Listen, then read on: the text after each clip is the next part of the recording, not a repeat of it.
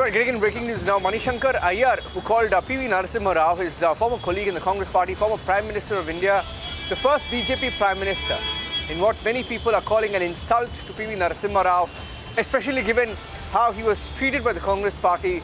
Mani Shankar Aiyar confronted by Republic TV this evening. Let's play that out. Mr. Aiyar, my first question to you is, yesterday was a book launch event of your book, and you made some comment on Narasimha Rao, former PM. How could you insult the PM who served the nation?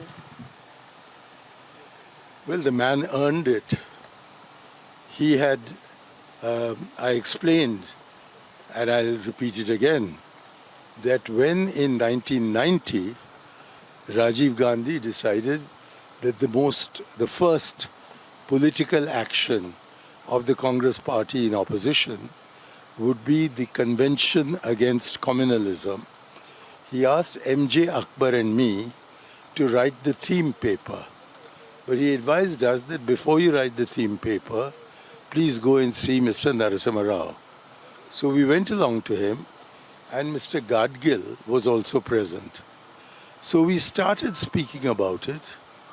And after we'd spoken for about a minute or two, he said, "These are all cliches. It means nothing. I've got some hard questions to ask you. That's what the people are asking." So I said, "Well, tell us what your questions are." At a book launch event, doesn't it feel like you were insulting and defaming the leader who has served the nation, who is a former PM, who was also a leader of Congress? Don't you feel it was a clear-cut defamation of that leader? Not at all. Not at all. Anybody who becomes Prime Minister has to hand himself over to the historians of the future.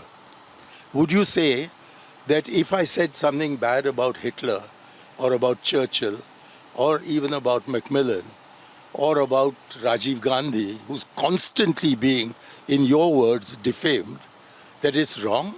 It's the job of a historian to evaluate the leaders of the past.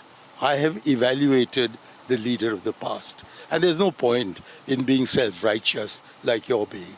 No, self-righteous, I was asking that because you didn't laud him for the reforms, for the economic reforms he brought to the country. I wasn't talking about the reforms. I said when, what is his name, Vinay Sitapati, he wrote a book called Half Lion.